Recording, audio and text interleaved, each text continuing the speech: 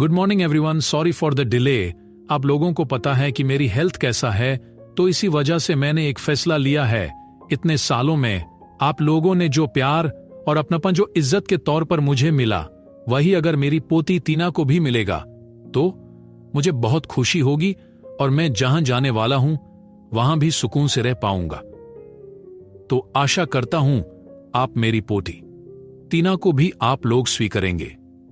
ये कहते हुए वो आदमी, जिनका उम्र लगभग 79 से 80 साल का था, सबके सामने एक हाथ में चड़ी पकड़े ही अपना शीश झुकाकर माथे के पास अपनी हथेली जोड़कर प्रणाम किया और स्टेज से नीचे आ गए।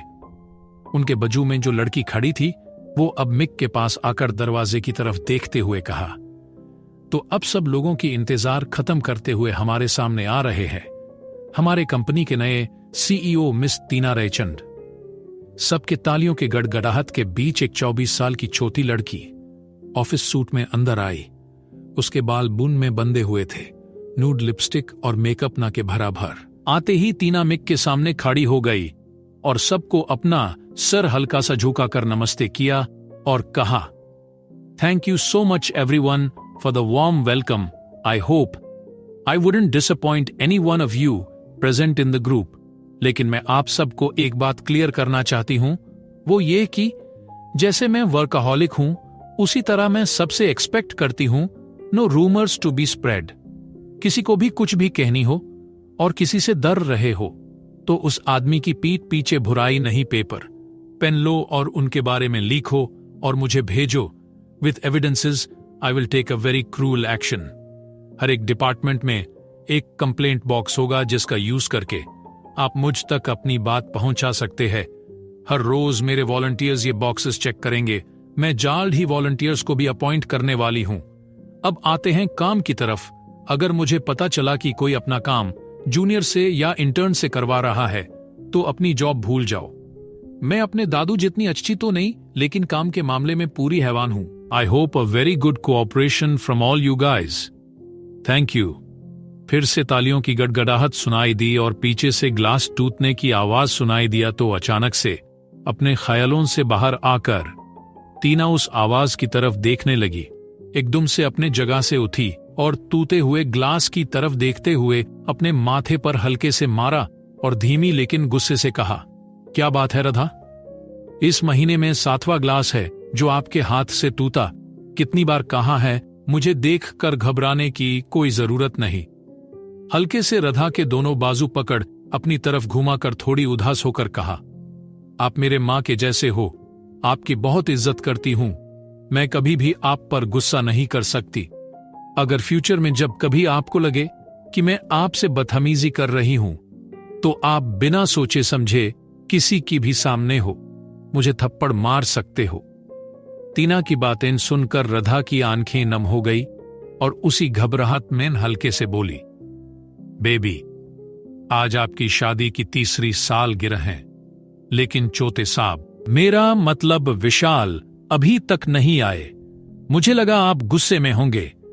राधा की बातें सुन टीना निराशा में लंबी सांस छोड़ते हुए फिर से कहा, मैं गुस्सा नहीं हूं राधा जी, बस मायूस हूं कि क्यों दादू ने बिना सोचे समझे इस लाफंगे को मेरे गले बंध दिया। एक नंबर का अय्यश, झूठा, मक्कर, फरेबी और लड़कीबाज हैं। मुझे यह समझ नहीं आ रहा कि दादू ने इसमें क्या देखा कि इसके हाथ में सीईओ का पोस्ट और मुझे देने निकले थे। राधा ने अपने उंगली टीना के होठों से हल्के से छूते हुए कहा, बेबी, कोई सुन लेगा। विशाल के बारे में ऐसी बातें मत करो। हमें पता नहीं कितने लोग इस घर में उनकी तरफ है। थोड़ा आहिस्ते से। दोनों एक दूसरे को देखकर हल्का सा मुस्कुरा दिया और राधा टीना की कमरे से निकाल कर आ गई। राधा रयचंद मैंशन की हेड सर्वेंट है। वो इस मैंशन में टीना की नानी बनकर आई थी जब टीना 6 साल की थी और वो खुद तब 13 की थी। Tina Raichand heirs to the throne group इस ग्रुप के अंडर सारी कंपनीज है। टीना के पेरेंट्स एयर क्रैश में मर गए और तब टीना सिर्फ 5 साल की थी। टीना बिजनेस स्टडीज कैलिफोर्निया में किया। पहले मिस्टर रयचंद। टीना के दादू उसे बिजनेस की भाग दौड़ उसके हाथ में नहीं देने वाले थे। जब टीना ने उसके दादू की शादी वाली शर्त मान ली तो मिस्टर रयचंद ने शादी के तुरंत बाद तीसरे दिन ही बिजनेस को अपने हाथ में ले लिया। टीना का पति विशाल सिंह बहुत ही घटिया किस्म का इंसान है। उसने कंस्पिरेसी करके टीना के दादू का दिल जीता और उनके कंपनी में नौकरी। जब विशाल को पता चला टीना इस ग्रुप की एक लौती हेरेस है तो वो उससे भी पताने की कोशिश की, लेकिन उसके दाल वहां नहीं गले तो मिस्टर रैचन के जरिए इस शादी को एक अंजाम पर पहुंचा दिया। टीना को इस शादी में ना तो खुशी मिली ना ही अपने पति का साथ। शादी के 1 साल के अंदर ही मिस्टर रैचन गुजर गए, जिस वजह से विशल को कोई रोकने वाला नहीं रहा। इसी बात का फायदा उठाते हुए टीना ने विशल को अपने आंखों से दूर हॉस्पिटल और होटल के काम में उसे उलझाने के लिए राजस्थान भेज दिया। बिजनेस की भागदौड़ संभालते हुए टीना को बहुत सारी मुश्किलें आई, लेकिन 4 महीनों के अंदर ही उसने सब सीख लिया। राधा को कुछ याद आते ही वो फिर से टीना के कमरे में आई और कहा, बेबी, आपकी 25वीं सालगिरह अगले महीने है, आपको वकील के पास जाना होगा। सारी कंपनीज टीना के नाम पर हो गए तो अब लॉयर कौन सी प्रॉपर्टीज देने वाले हैं। मिस्टर रैचंड की क्या मजबूरी थी कि उन्होंने टीना की शादी ऐसे निकम्मे आदमी विशल से कर दी।